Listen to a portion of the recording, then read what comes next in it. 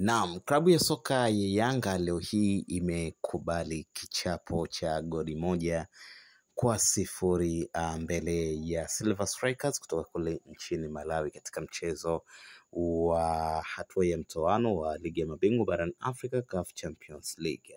Ni matokeo mabaya kuwahi kutokea kwa kipindi hiki cha karibuni kwa klabu hii ya soka ya Yanga, lakini pia kwa wale ambao ni wafuatiliaji wa channel hii watakumbuka siku ya jana niliweka video nikielezea ubora wa timu ya Silver Strikers na changamoto ambazo zinaikumba klabu ya soka ya Yanga kwa hivi sasa. Katika hali ya kawaida pengine mashabiki wa Yanga wengi hawakunielewa siku ya jana na kuna baadhi walinielewa, lakini ukirejelea ile video utaona ni namna gani nilivyoeleza pengine kuna uwezekano wa Young Africans kupoteza hii game, na ndicho ambacho kimetokea.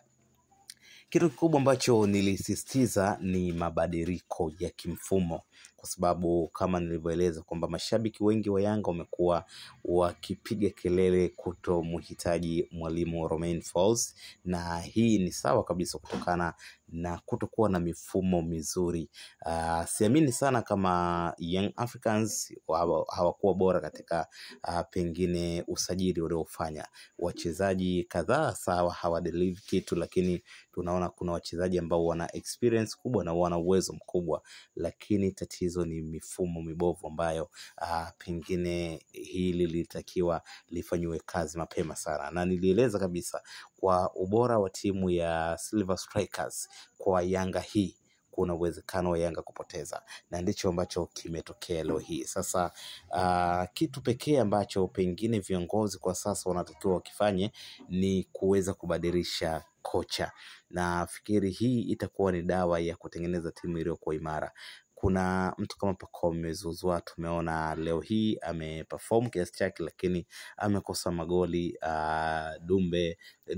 Prince Dube, lakini pia Andy Buye unaona kabisa ni aina fulani ya mchezaji ambaye ukimtazama na mikimbio fulani kama ya Fiston Kalala Mayele, lakini performance ama ule umaliziaji unakuwa kidogo kuna changamoto. Licha ya kwangu mimi binafsi naweza nikasema kwamba anatakiwa apewe muda, lakini pia tukiangalia mipira kutoka eneo la kati kumfuata katika eneo la mbele katika ile safu ya ushambuliaji inakuwa ni changamoto kupenya. Kwa hiyo unakuta hakuna ule muunganiko kabisa thabiti kati ya viungo wakati na washambuliaji, na hiki ndicho kinapelekea Young Africans kufeli ama kushindwa kupata mipira mingi, mipira ya kutosha katika eneo lile la hatari kwa timu pinzani.